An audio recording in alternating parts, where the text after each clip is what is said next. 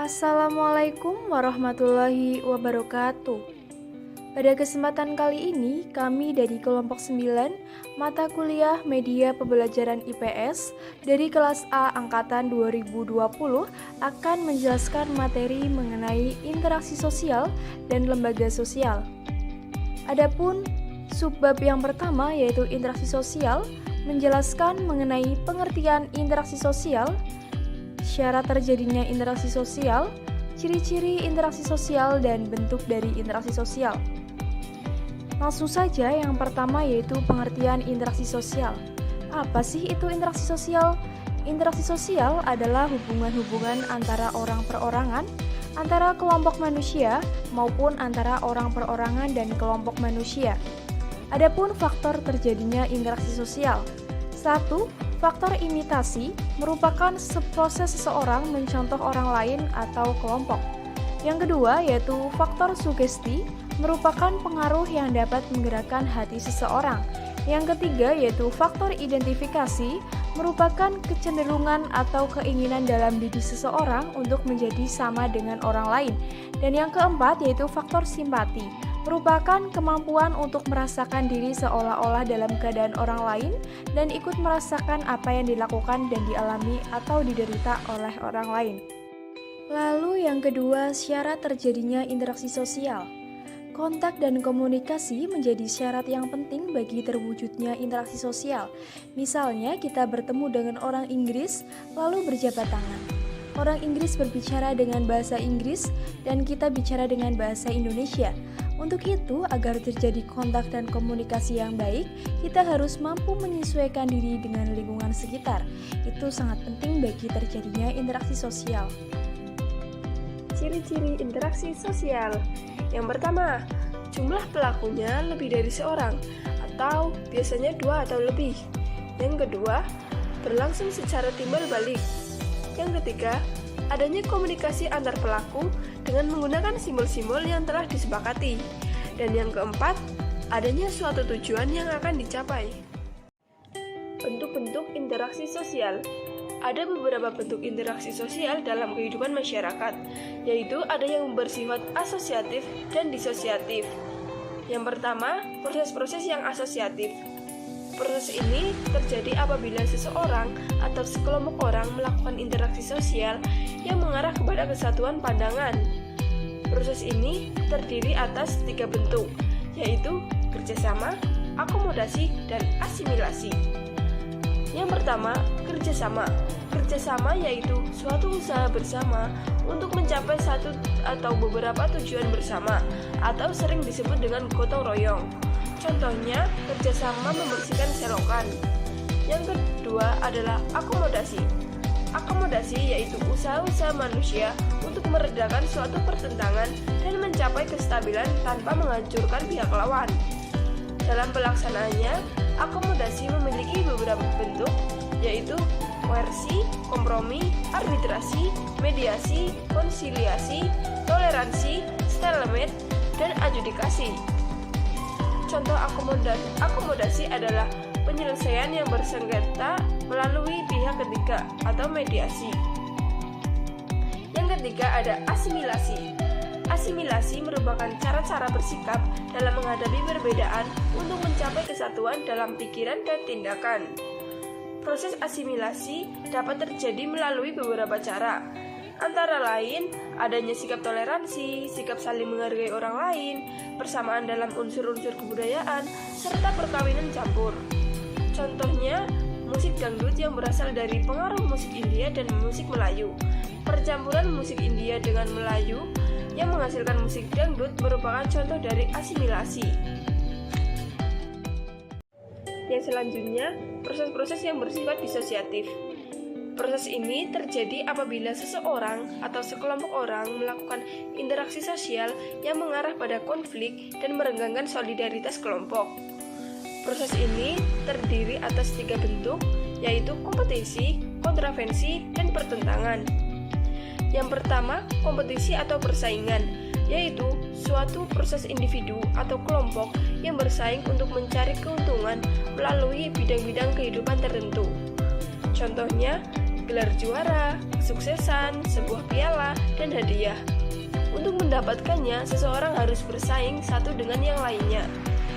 Yang kedua ada kontravensi, yaitu sikap mental yang tersembunyi terhadap orang lain atau terhadap unsur-unsur kebudayaan suatu golongan yang ditandai oleh gejala-gejala adanya ketidakpastian mengenai diri seseorang dan perasaan tidak suka yang disembunyikan.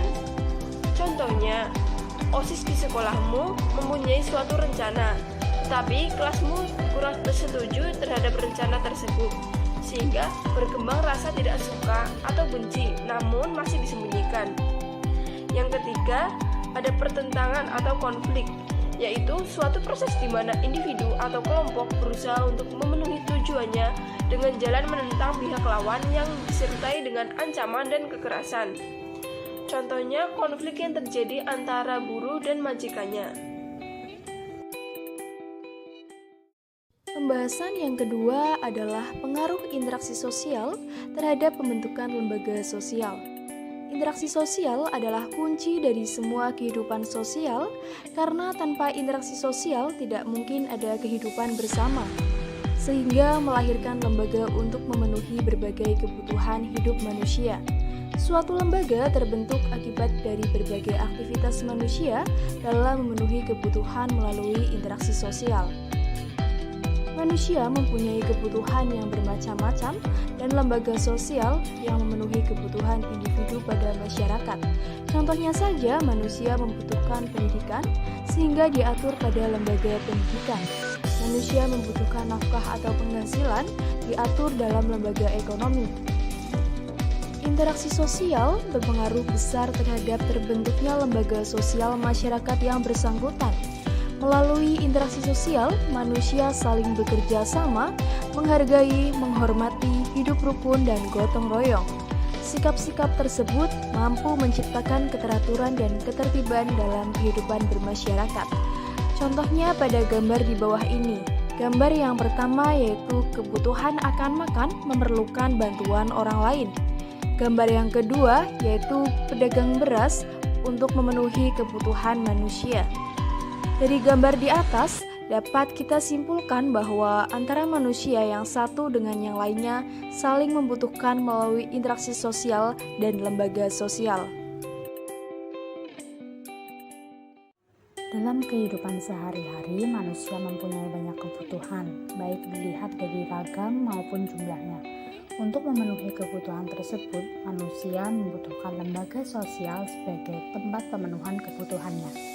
Lembaga sosial adalah lembaga yang mengatur rangkaian tata cara dalam memenuhi kebutuhan manusia dalam menjalani kehidupan dengan tujuan mendapatkan keteraturan hidup. Fungsi lembaga sosial ada 3. Yang pertama, memberikan pedoman pada anggota-anggota masyarakat. Yang kedua, menjaga keutuhan masyarakat yang bersangkutan. Yang ketiga, memberikan pedoman kepada masyarakat untuk mengadakan sistem pengendalian sosial atau kontrol sosial. Jenis lembaga sosial ada 5. Yang pertama, lembaga keluarga.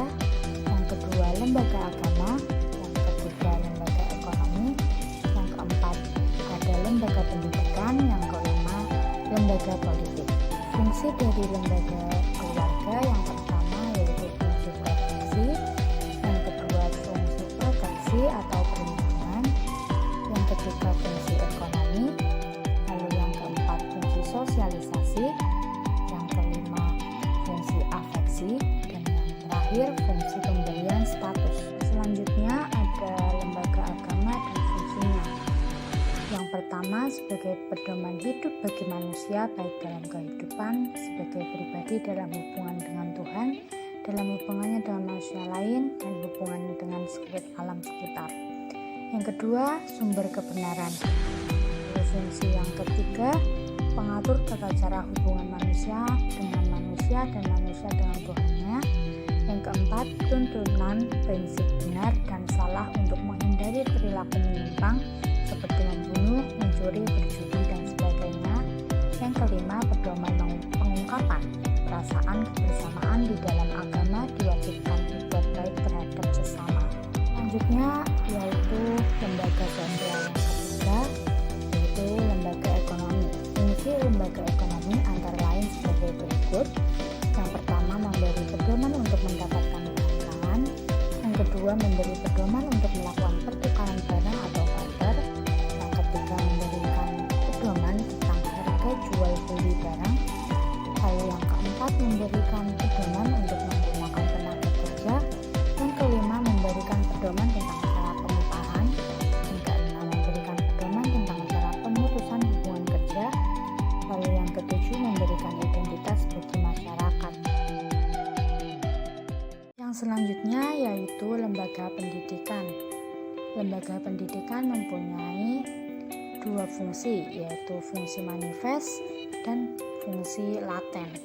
Fungsi manifest adalah fungsi yang tercantum dalam kurikulum sekolah menurut Horton dan Hood dalam Kamanto Sunarto 2004. Fungsi manifest lembaga pendidikan antara lain sebagai berikut. Yang pertama, mempersiapkan anggota masyarakat untuk mencari nafkah. Yang kedua, mengembangkan bakat perseorangan demi kepuasan pribadi dan demi kepentingan masyarakat. Yang ketiga, melestarikan kebudayaan masyarakat. Yang keempat, menanamkan keterampilan yang perlu bagi partisipasi dalam demokrasi. Lalu, fungsi laten atau fungsi yang tidak disadari dari lembaga pendidikan antara lain: yang pertama, mengurangi pengendalian orang tua. Yang kedua, mempertahankan sistem kelas sosial. Yang ketiga, memperpanjang masa remaja. Yang terakhir yaitu lembaga politik. Secara fundamental, lembaga politik berfungsi untuk mengatur dan membatasi setiap aktivitas politik dalam masyarakat. Fungsi lembaga politik dapat diuraikan sebagai berikut. Yang pertama yaitu memelihara ketertiban di dalam negeri. Lembaga politik memiliki fungsi untuk memelihara ketertiban di dalam masyarakat dengan menggunakan wewenang yang dimilikinya, baik secara persuasif maupun cara koersif. Yang kedua yaitu mengusahakan kesejahteraan umum. Lembaga politik memiliki fungsi untuk merencanakan dan melaksanakan pelayanan-pelayanan sosial serta mengusahakan pemenuhan kebutuhan pokok masyarakat. Contohnya pengadaan dan distribusi pangan, sandang, papan, pendidikan, dan kesehatan. Sekian, itu tadi adalah pemaparan materi yang kami tuangkan melalui aplikasi Pautun dari kelompok 9. Semoga apa yang disampaikan dapat menambah wawasan. Sampai bertemu di lain kesempatan. Wassalamualaikum warahmatullahi wabarakatuh. Created using Powtoon.